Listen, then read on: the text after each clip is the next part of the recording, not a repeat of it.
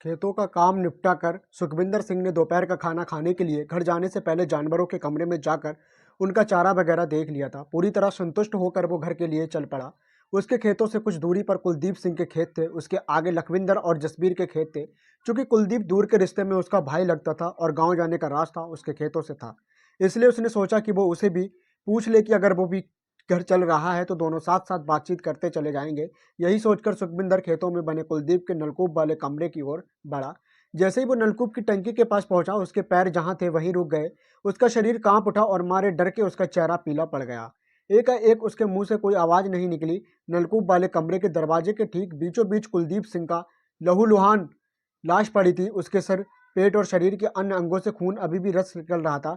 कुलदीप को उस हालत में देखकर सुखविंदर घबरा गया। उसे कुछ नहीं समझा तो वो तेजी से गांव की ओर भागा। गांव पहुंचकर सीधे वो कुलदीप के घर पहुंचा और एक ही सांस में उसकी पत्नी करमजीत को कौर की सब बात बता दी। संयोग से समय करमजीत कौर का भाई छरपाल सिंह भी बहन से मिलने आया था। सुखविंदर की बात सुनकर करमजीत कौर भाई रजपाल, सुखविंदर और गांव के कुछ अन्य लोगों के साथ खेतों पर भागी। नलकूप पर इन लोगों ने जो देखा, सबकी सांसें अटक गई। करमजीत तो दहाड़ मार के पति के ऊपर गिर गई। कुछ लोगों ने कुलदीप की नानी देखा तो पता चला कि वो मर चुका है। तुरंत इस बात की जानकारी पुलिस को दी गई। ये घटना 9 सितंबर 2015 की है। दोस्तों, हत्या की सूचना मिलते ही थाना सुल्तानपुर के थाना प्रभारी inspector Harjeet Singh, IPS Jaspreet Singh, IPS Lakhwinder Singh, other constable भी इसमें मौजूद थे, जो गांव पहुंचकर अब तक वहां लगभग पूरा गांव जमा हो चुका था। हत्या की सूचना मिलने के तुरंत बाद हरप्रीत सिंह ने घटना की सूचना एसपी डॉक्टर जगत सिंह सराओं का साथ साथ क्राइम टीम को भी दे दी। इसलिए उन घटनास्थल पर पहुंचते ही क्राइम टीम भी पहुंच गई थी। हरप्रीत सिंह ने लाश की गहराई से निरीक्षण किया तो मृतक के सिर पर, पेट पर चोटों का गंभीर निशान नजर आए। शायद भी किसी तेज हथियार से किए गए थे। यही गंभीर चोटें मौत का कारण बनी थी। उन्होंने आसपास का भी निरीक्षण किया कि शायद कोई ऐसी चीज मिल जाए जिससे मदद से जांच आगे बढ़ सके। बहरहाल क्राइम टीम को जो सबूत मिले उन्हें कब्जे में ले लिए। हरप्रीत सिंह ने अन्य औपचारिक कार्रवाई निपटा कर लाश को पोस्टमार्टम के लिए सरकारी अस्पताल भिजवा दिया। इसके बाद थाना लौटकर उन्होंने मृतक की पत्नी करमजीत कौर की और कुलदीप सिंह की हत्या का मुकदमा अज्ञात लोगों के खिलाफ दर्ज कर दिया। इसके बाद इस अंधे कत्ल के खुलासे के लिए एसएसपी राजेंद्र सिंह ने सीआई स्टाफ की एक टीम गठित कर दी। काफी प्रयास के बाद भी पता नहीं चला कि कुलदीप की हत्या किसने और कब की थी। पहले पुलिस ने हत्या के अवैध संबंधों से जोड़कर देखा और अपने कुछ मुखबिरों को करमजीत कौर पर नजर रखने के लिए लगा दिया। मृतक कुलदीप की भी कुंडली खंगाली गई। पुलिस को संदेह था कि अवैध संबंधों में करोड़ों बनने की वजह से कमरजीत कौर ने ही पति को मरवा दिया होगा। इस बात पर भी गौर किया जा रहा था कि कुलदीप सिंह के ही किसी नाजायज संबंध बने रहे और उसके घर वालों ने कुलदीप को रास्ते से हटा दिया हो। थाना सुल्तानपुर लोधी पंजाब के जिला कपूरथला के अंतर्गत आता है। इसी थाने का ये एक गाँव है माछोछिया, जिसे सरदार समुद्र सिंह परिवार के साथ रहते थे। उनके पास काफी उपजाऊ जमीन थी। गांव में पक्का मकान था। खेतों से इतनी पैदावार हो जाती थी कि साल का खर्च निकालने के बाद भी उनके पास काफी कुछ बच जाता था, जिसमें से गुरु का आदेश बंद छक्को मानकर काफी पैसा वो गरीबों और जरूरतमंदों को दे देते थे। कुल मिलाकर समुद्र सिंह अपने नाम का ही तरफ नेक दिल और दरिया दिल थे। उनके परिवार में पत्नी के अलावा 3 बेटे थे। बड़ा कुलदीप सिंह, उससे छोटा अंग्रेज सिंह और सबसे छोटा रणजीत सिंह। रणजीत सिंह छोटा मध्यबिंदी था, जबकि अंग्रेज सिंह काफी चालाक और शातिर दिमाग था। वो जिस तरह का दिखाई देता था उस तरह का था नहीं। बड़ा कुलदीप सिंह पिता की ही तरह धार्मिक सोचने वाला, सीधा साधा नेक इंसान था। दूसरों जरूरतमंदों के काम आने वाला था। उसका व्यवहार, कुशलता और स्वभाव की वजह से गांव में उसकी बड़ी इज्जत थी। सभी उससे प्यार भी करते थे। जबकि उसके छोटे अंग्रेज सिंह को गांव का कोई भी आदमी पसंद नहीं करता था। तीनों भाई अपने पुश्तौनी मकान में एक साथ रहते थे। हरप्रीत सिंह ने मृतक की पत्नी करमजीत कौर से गांव वालों से पूछताछ की। सब यही कहता है कि कुलदीप की किसी से कोई ना दुश्मनी थी और ना आबादत।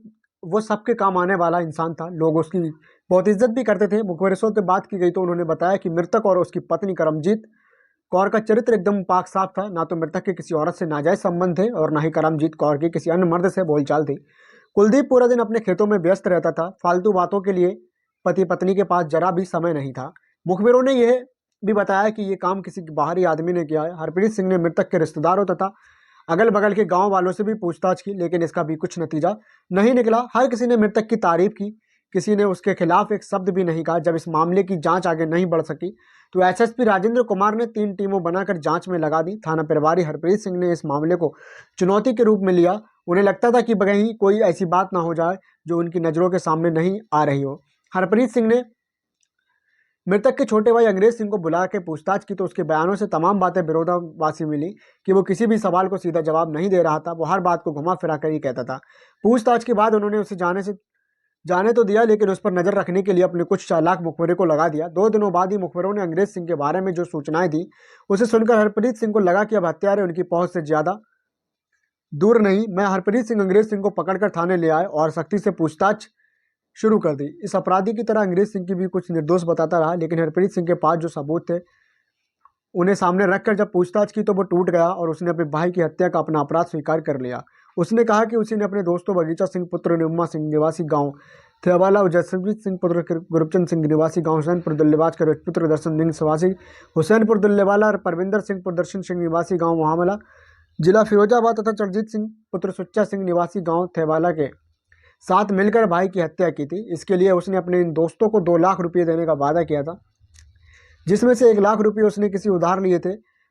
उसी दिन हरप्रीत सिंह ने इस हत्या में शामिल लोगों के घरों में छापे मारे, जिसमें से बगीचा सिंह पिट्टू सिंह पकड़ लिए गए। बाकी के 3 लोग फरार होने में सफल रहे। शायद उन्हें पुलिस की कार्रवाई भी की भनक लग गई थी। गिरफ्तार किए गए तीनों अभियुक्तों से पूछताछ में कुलदीप सिंह की हत्या की जो कहानी सामने आई, वो हीन भावना से ग्रस्त एक ईर्ष्यालु भाई की घृणित मानसिकता का परिणाम था। कुलदीप सिंह और उसके छोटे भाई अंग्रेज सिंह की सोच में जमीन आसमान का अंतर था। कुलदीप सिंह जहां धार्मिक सोच वाला दयालु आदमी था, वही अंग्रेज सिंह शैतानी सोच वाला ईर्ष्यालु आदमी था। तीसरा भाई रणजीत सिंह मंदबिरदी था, इसलिए उसे परिवार से किसी चीज़ से कोई मतलब नहीं था। उसका ज़्यादातर समय गुरुद्वार में बीतता था। गांव वाले अक्सर कुलदीप सिंह की बड़ाई किया करते थे। ये बात अंग्रेज को बिल्कुल नहीं पता थी। कोई समारोह होता तो कुलदीप सिंह को उसमें सबसे आगे रखा जाता था। ये सब देखकर अंग्रेज सिंह जल उठाता था। उसे इस बात पर गुस्सा आता था कि कुलदीप सिंह की तरह लोग क्यों उसकी इज्जत करते हैं, मेरी उसकी तरह इज्जत क्यों नहीं करते। एक दिन शराब पीते समय ये बात उसने अपने दोस्त से बगीचा सिंह से कही तो उसने कहा कि उसके रहते तुझे कोई नहीं पूछेगा, इसलिए तू उसे अपने रास्ते से हटा दे। ऐसा कैसे हो सकता है? अंग्रेज सिंह ने हैरानी से कहा, भाई है बढ़िया आइडिया दे रहा है तू, मुझे भाभी बहुत अच्छी लगती है ना, तो कब से उसके पीछे पड़ा है, लेकिन बस तुझे हाथ नहीं रखने दे रही है। कुलदीप को मार देगा तो वो तेरी हो जाएगी, इसके अलावा उसकी ज़मीन भी तेरी हो जाएगी। तेरा छोटा भाई पागल ही है, उसके हिस्से की भी ज़मीन तुझे ही मिलेगी। इस तरह पूरी प्रॉपर्टी का मालिक तू अकेला हो जाएगा। बगीचा सिंह ने कहा। अंग्रेज सिंह की आंखें हैरानी से फैल गई। उसने कहा, यार बगीचा, तूने ये बात पहले क्यों नहीं बताई? तूने कितनी बार सच बता कि भाई के ना रहने पर भाभी करमजीत को और खुद को संभाल पाएगी और ना इतनी ज़मीन को। मजबूरन तुझे मेरा सहारा लेना ही पड़ेगा, फिर तो मेरी चांदी ही चांदी हो जाएगी। ये बात दिमाग में आते ही अंग्रेज सिंह भाई कुलदीप की हत्या की योजना बनाने लगा। 2 बार तो उसने नलकूप की मोटर के स्टार्टअप में बिजली का नंगा तार बांध दिया कि कुलदीप मोटर स्टार्ट करने आए तो करंट से उसकी मौत हो जाए, लेकिन पर तार पर नजर न पड़ जाने की वजह से कुलदीप बच गया। इसके बाद अंग्रेज ने कुएं के ऊपर रखा लकड़ी का पटरा हटाकर पतली सी पिलाई कुलदीप उस पर चढ़े वो टूट जाए और कुलदीप सीधे कुएं में गिर जाए। नीचे पंखा लगा था अगर कुलदीप, लेकिन उस पर भी कुलदीप की नज़र पड़ गई। उसने उसे हटाकर मोटा पटरा रख दिया। इस तरह कुलदीप सिंह को मारने की अंग्रेज सिंह की सारी कोशिशें विफल हो गई। अपनी इन कोशिशों में असफल होने के बाद अंग्रेज सिंह ने कुलदीप की हत्या पैसे लेकर हत्या करने वालों से कराने का विचार किया और बगीचा सिंह के माध्यम से उसने राजू, परविंदर और चरणजीत सिंह को 2 लाख रुपये में बड़े भाई की हत्या की सुपारी दे दी।